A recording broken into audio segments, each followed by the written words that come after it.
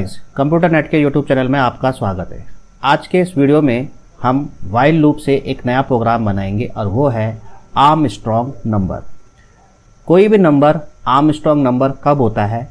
जब उस नंबर के हर एक डिजिट का क्यूब का सम कर दिया जाए और सेम वही नंबर आता है, तो ऐसे नंबर को आर्मस्ट्रॉन्ग नंबर बोलते हैं। तो हम यूजर से एक नंबर इनपुट कराएंगे और चेक करेंगे क्या वो नंबर आर्मस्ट्रॉन्ग नंबर है या नहीं है। फॉर एग्जाम्पल के लिए मान लिया यूज़र ने एक नंबर इनपुट किया 153, तो हमें चेक करना है कि क्या ये 153 आर्मस्ट्रॉन्ग नंबर है। तो अगर इसके हम हर एक डिजिट का क्यूब कर दें, यानी कि 1 का क्यूब, तो 1 का क्यूब कितना होता है? 1 होता है, प्लस 5 का क्यूब 125 होता है, प्लस 3 का क्यूब 27 होता है। तो अगर हम इन तीनों वैल्यू को जोड़ दें तो क्या आता है? 153 ही आता है। यानी कि 153 के हर एक डिजिट का हमने क्यूब करा और क्यूब करने के बाद उनके क्यूब की वैल्यू को जोड़ दिया। जोड़ के वही वैल्यू आई जो यूजर ने इनपुट किया था। तो इसका मतलब है 153 क्या है? एक आर्मस्ट्रॉन्ग नंबर है। आर्मस्ट्रॉन्ग नंबर है। तो इस तरह से हमने यूजर से एक नंबर इनपुट कराना है और वो नंबर चेक करना है कि क्या वो नंबर आर्मस्ट्रॉन्ग नंबर है या नहीं है। एग्जाम्पल के लिए जैसे कि हमने चेक किया था 153 आर्मस्ट्रॉन्ग नंबर होता है, क्योंकि उसके हर एक डिजिट का क्यूब का सम कर दिया जाए तो 153 ही आता है। तो इसको प्रोग्राम में कैसे कन्वर्ट करेंगे? तो इसके लिए हम एक पाइथन में एक न्यू फाइल खोलते हैं। सबसे पहले हम एक वेरिएबल ले लेते हैं s नाम से, जिसकी वैल्यू हमने 0 ले ली है। अब हम क्या करेंगे? यूजर से एक नंबर इनपुट कराएंगे। इनपुट एंटर एनी नंबर, और उसे हम इंटीजर बना के किसी एक वेरिएबल n में स्टोर कर लेंगे। उसके बाद उस n की वैल्यू को हम एक दूसरे वेरिएबल m में डाल देंगे, यानी m में भी वही वैल्यू आ गई है। अब हम क्या करेंगे? सबसे पहले वाइल लूप चलाएंगे और इसमें कंडीशन डालेंगे n ग्रेटर देन 0, यानी यूजर ने जो नंबर इनपुट किया है वो नंबर 0 से बड़ा होना चाहिए। तो इसका मतलब है ये वाइल लूप कब टर्मिनेट होगा? जब n की वैल्यू 0 हो जाएगी, तब ये कंडीशन फॉल्स हो जाएगी। तो अब हमने क्या करा? सबसे पहले यूजर से जो नंबर हमने मांगा था उसका मॉड 10 निकालेंगे और उसे किसी वेरिएबल a में डाल देंगे। उसके बाद a का क्यूब निकालेंगे, यानी कि 3 टाइम्स a को मल्टीप्लाई करेंगे और उसे किसी वेरिएबल b में डाल देंगे। उसके बाद b को s के साथ जोड़ेंगे और जोड़ के जो वैल्यू आएगी उसे वापस s में डाल देंगे।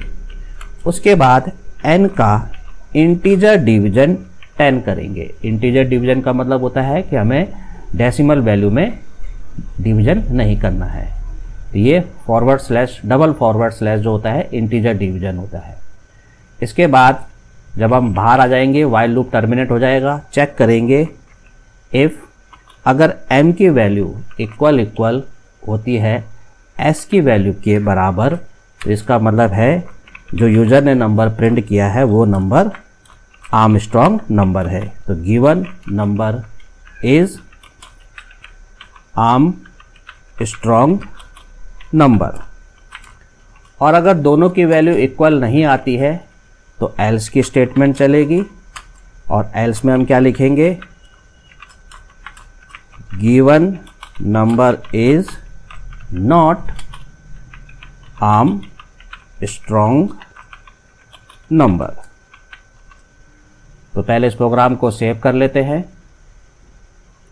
हमने इसे armstrong.py नाम से डेस्कटॉप में एक फोल्डर है हमारा पाइथन फाइल्स नाम से, उसमें सेव कर लेते हैं।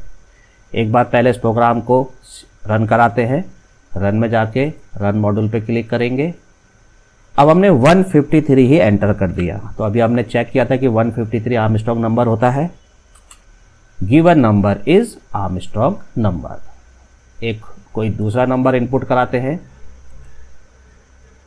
हमने 124 इनपुट किया, ये आर्मस्ट्रॉन्ग नंबर नहीं होता। Given number is not Armstrong. यहाँ पर इसकी स्पेलिंग गलत हो गई है, तो यहाँ पर हम इसकी स्पेलिंग ठीक कर लेते हैं ये।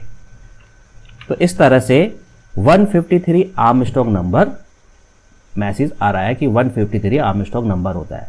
तो एक बार इसको चेक कर लेते हैं कि कैसे करके 153 आर्मस्ट्रॉन्ग नंबर प्रिंट हो रहा है।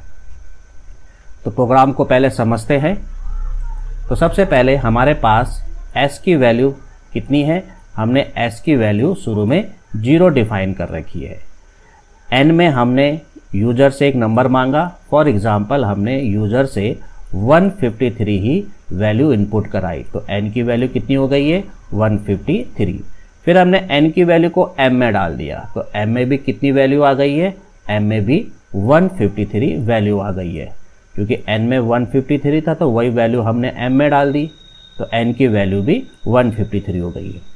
अब वाइल लूप सबसे पहले देखेगा n यानी 153 0 से बड़ा है। नीचे आएगा a का n का मॉड 10 निकलेगा। n कितना है? 153। 153 का मॉड 10, मॉड का मतलब रिमाइंडर वैल्यू, तो 153 का मॉड 3 निकलेगा। तो ये a की वैल्यू हो गई। a का क्यूब निकलेगा। a का क्यूब कितना निकला? b कितना निकलेगा? 3 का क्यूब कितना होता है? 27। तो ये आपका b की वैल्यू हो गई। b की वैल्यू s की वैल्यू में जुड़ जाएगी। s की वैल्यू शुरू में हमने 0 ले रखी है, तो s की वैल्यू जो है वो जुड़ के 0 के साथ 27 जुड़ेगा। क्योंकि s 0 है तो 0 प्लस b यानी कि 0 प्लस 27, s की वैल्यू 27 हो गई है। अब नीचे n का यानी 153 का इंटीजर डिवीजन 10 निकलेगा। यानी कि 153 का इंटीजर डिवीजन 10 यानी 153.3 नहीं 153 निकलेगा। तो n की वैल्यू अब कितनी हो गई है? n की वैल्यू 153 का इंटीजर डिवीजन 10 मतलब 15.3 नहीं आएगा, क्योंकि हमने इंटीजर डिवीजन करा है, हमें डेसिमल में वैल्यू नहीं चाहिए। तो n की वैल्यू 15 हो गई है। फिर से वाइल लूप चलेगा। 15 हो गई है n की वैल्यू। 15 भी 0 से बड़ा होता है। फिर नीचे आएगा 15 का मॉड 10 निकलेगा, यानी फिर से a की नई वैल्यू निकलेगी। और a की इस बार जो वैल्यू निकलेगी वो 15 का मॉड 10, यानी कि 15 का मॉड 10 कितना होता है? Remainder value 5। a की वैल्यू 5 हो गई। फिर 5 का क्यूब निकलेगा। तो 5 का क्यूब कितना निकलेगा?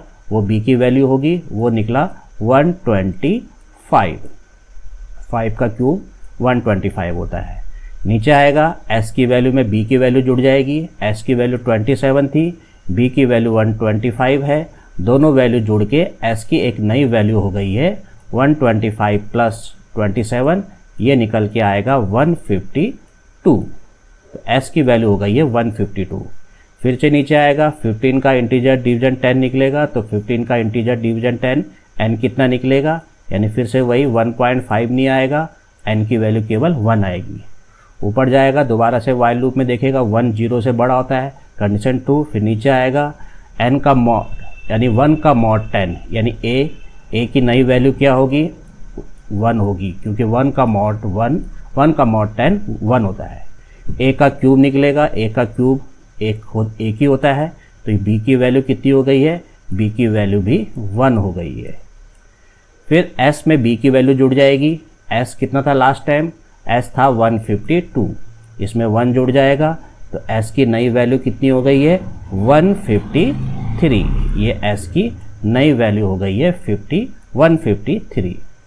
फिर नीचे आएगा 1 का इंटीजर डिवीजन 10 निकलेगा। n का यानी 1 का इंटीजर डिवीजन 10 जो होता है वो 0 होता है। ऊपर जाएगा, देखेगा n की वैल्यू 0 से बड़ी है, यानी 0 0 से बड़ा होता है, नहीं, फॉल्स हो जाएगा। बाहर आके देखेगा क्या m और s दोनों बराबर है? m की वैल्यू कितनी है? 153 और s की वैल्यू कितनी निकली? 153, यानी दोनों क्या है? इक्वल है। Condition true, given number is Armstrong, यानी यूजर ने जो नंबर इनपुट किया था वो आर्मस्ट्रॉन्ग नंबर है। अब हमने शुरू में n की वैल्यू को m में इसलिए डाला क्योंकि n जो है इस वाइल लूप से बाहर निकलेगा तो वो 0 हो जाएगा, तो इसलिए हमने शुरू में ही उस नंबर की कॉपी अपने एक दूसरे वेरिएबल में रख दिया था, जिससे कि हम यूजर से इनपुट करी हुई वैल्यू को कंपेयर कर सके वाइल लूप से निकलने वाले s की वैल्यू से। तो इस तरह से हमने आर्मस्ट्रॉन्ग नंबर का एक प्रोग्राम बनाया। यूजर जो भी नंबर इनपुट करेगा वो नंबर आर्मस्ट्रॉन्ग होता है या नहीं। एक प्रोग्राम को फिर से एक बार रन कराते हैं। अब हमने यूजर से जो वैल्यू मांगी वो यूजर ने इनपुट किया 1। 1 क्या होता है? वो भी आर्मस्ट्रॉन्ग नंबर होता है। 1 का क्यूब निकालो तो 1 ही होता है, तो इसका मतलब है 1 भी एक आर्मस्ट्रॉन्ग नंबर है। तो ये था आर्मस्ट्रॉन्ग नंबर का प्रोग्राम। तो आज का वीडियो आपको कैसा लगा प्लीज़ कमेंट्स में ज़रूर लिखिए, और मेरे इस चैनल में अगर आप पहली बार आए हैं तो प्लीज़ इसे लाइक शेयर और सब्सक्राइब कर दीजिए। तो मिलते हैं नेक्स्ट वीडियो में। नेक्स्ट वीडियो में भी हम वाइल लूप का ही यूज़ करेंगे और एक नया प्रोग्राम बनाएंगे। तो मिलते हैं नेक्स्ट वीडियो में। Okay, thank you, bye.